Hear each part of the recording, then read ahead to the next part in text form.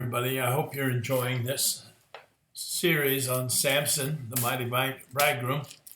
And I have another installment here, and this will be part 10, and I want to call this Into the Gates of Hell. Then went Samson to Gaza, and saw there a harlot, and went in unto her.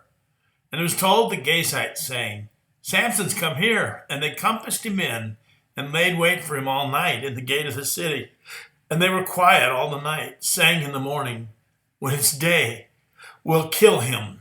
And Samson lay till midnight, and arose at midnight, and took the doors of the gate of the city, and the two posts, and went away with them, bar and all, and put them upon his shoulders, and carried them up to the top of a hill that is before Hebron.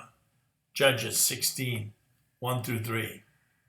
We've already seen in the life of Samson that as a type of Christ, he made an offer to a Philistine woman of marriage.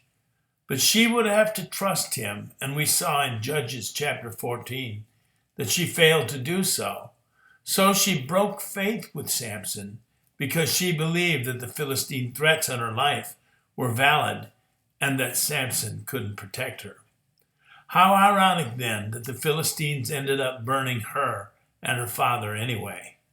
Now in this chapter, we have a later example of the same thing. Samson, as a type of Christ, descends into a dark and dangerous city, Gaza, because he loved a harlot there. Nothing in the text implies that he had done wrong by doing so. Jesus left heaven and came to earth to seek a bride also. He came to call sinners to repentance.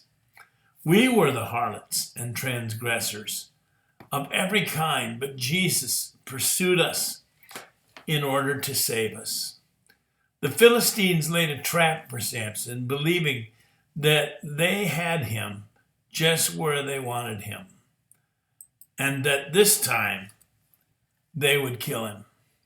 Even so, the enemies of Jesus believed that they could put him on trial, falsely accuse him, and then execute him, doing away with him once and for all.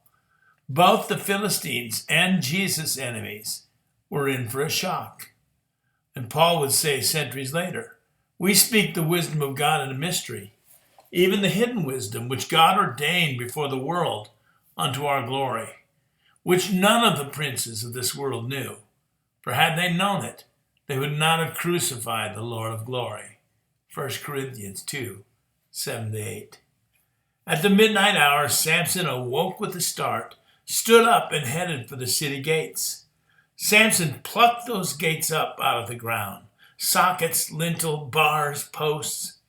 A Baptist Bible scholar and archaeologist made a study of those gates, comparing them to other ancient city gates of the time and region in an article called Samson and Gaza's Gates. He estimated that the weight of those gates would have ranged anywhere from 5 to 10,000 pounds. Samson then carried those gates to Hebron, a city which was 36 miles away and going uphill the whole way. Hebron is an ancient city which dates back to Abram and the patriarchs. The name Hebron means fellowship. The typological meaning of this story?